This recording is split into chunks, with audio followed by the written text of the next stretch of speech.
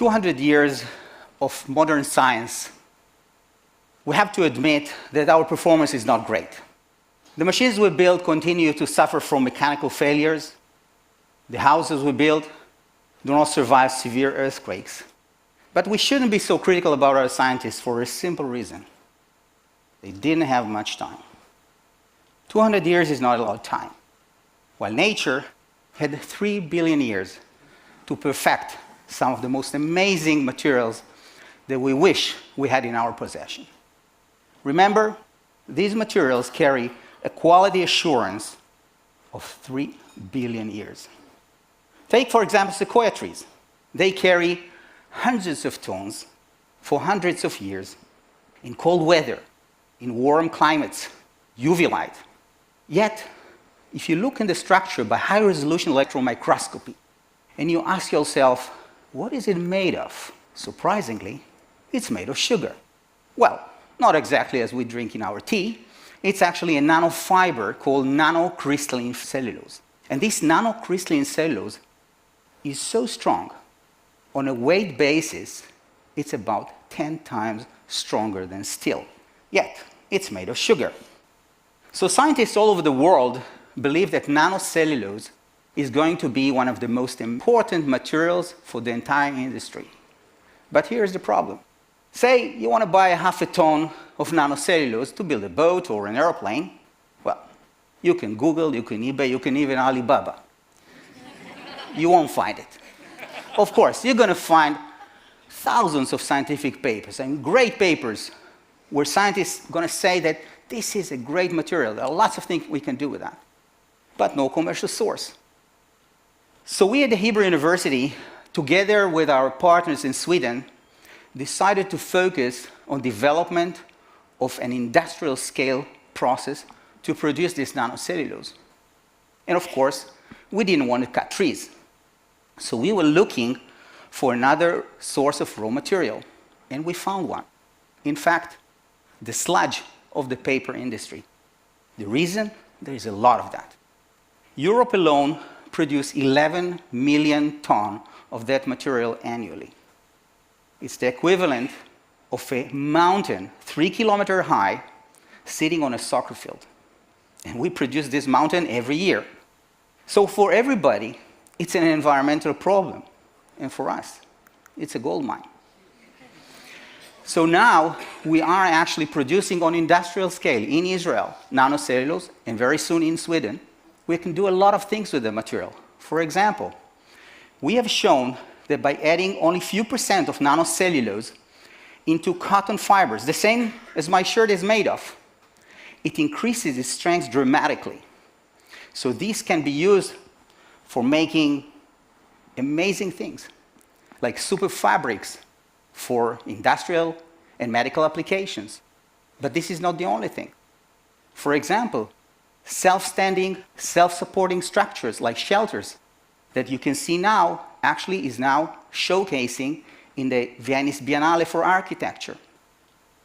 So nature actually didn't stop its wonders in the plant kingdom.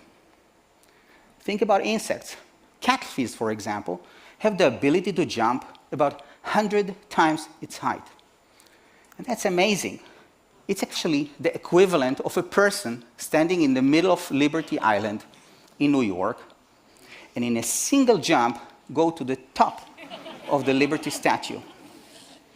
I'm sure everybody would like to do that.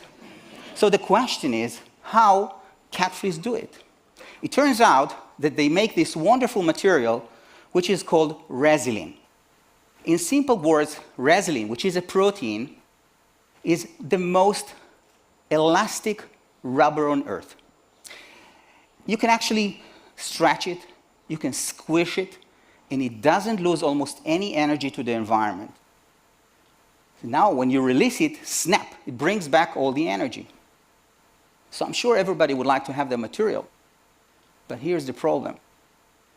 To catch catfish is difficult. Why? Because they're jumpy. But now, it's actually enough to catch one. And now we can extract its DNA and read how carefully makes the resin and clone it into a less jumpy organism, like plant. So that's exactly what we did. So now we have the ability to produce lots of resin.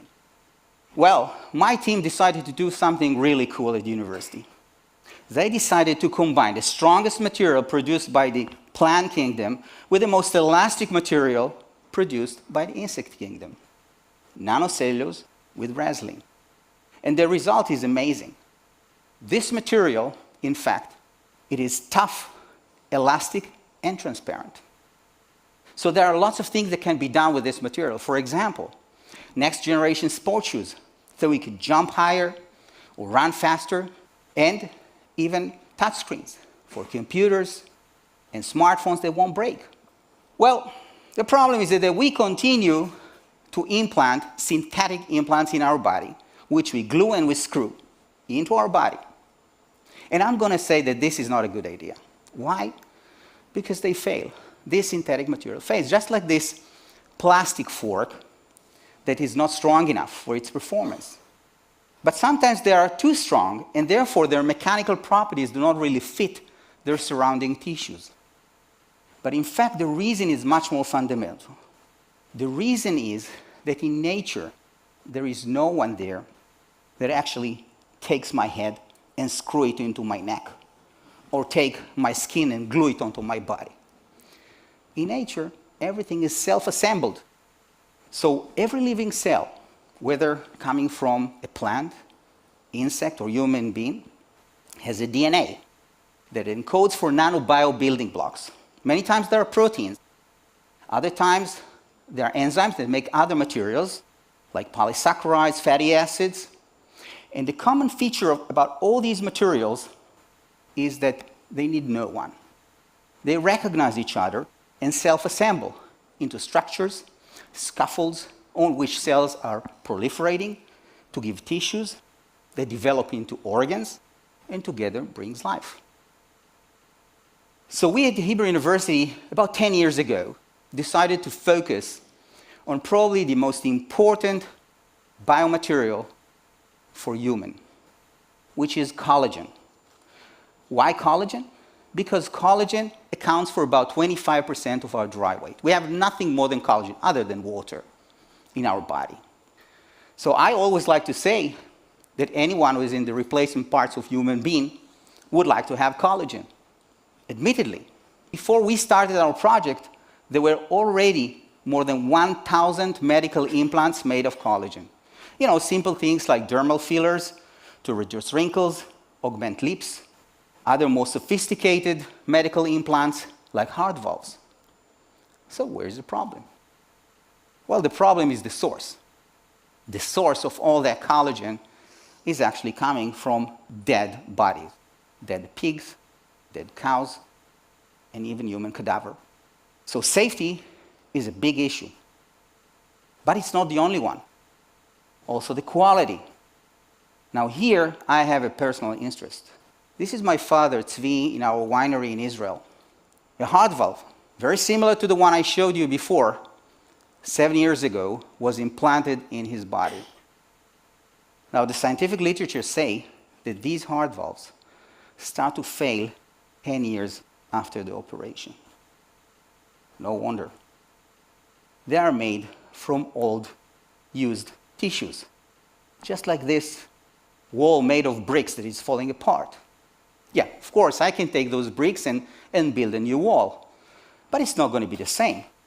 So the US Food and Drug Administration made a notice already in 2007 asking the companies to start and look for better alternatives. So that's exactly what we did. We decided to clone all the 5 human genes responsible for making type 1 collagen in human into a transgenic tobacco plant. So now the plant has the ability to make human collagen, brand new, untouched. So this is amazing. Actually, it's happening now. Today in Israel, we grow 25,000 square meters of greenhouses all over the country. The farmers receive small plantlets of tobacco. Looks exactly like regular tobacco, except that they have 5 human genes that are responsible for making type 1 collagen. We grow them for about 50 to 70 days. We harvest the leaves, and then the leaves are transported by cooling trucks to the factory. And there, the process of extracting the collagen starts. Now, if you ever made a pesto, essentially the same thing. You crush the leaves, you get the juice that contains the collagen, concentrate the protein, we transfer the protein to clean rooms for the final purification, and the end result is a collagen identical to what we have in our body. Untouched, brand new. And from which we make different medical implants. Bone void fillers, for example, for severe bone fractures, spinal fusion, and more recently even, we've been able to launch into the market, here in Europe, a flowable gel that is used for diabetic foot ulcer, that is now approved for use in the clinic. So this is not science fiction. This is happening now.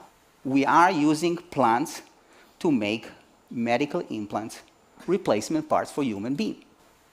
In fact, more recently, we've been able to make collagen fibers, which are 6 times stronger than Achilles tendon.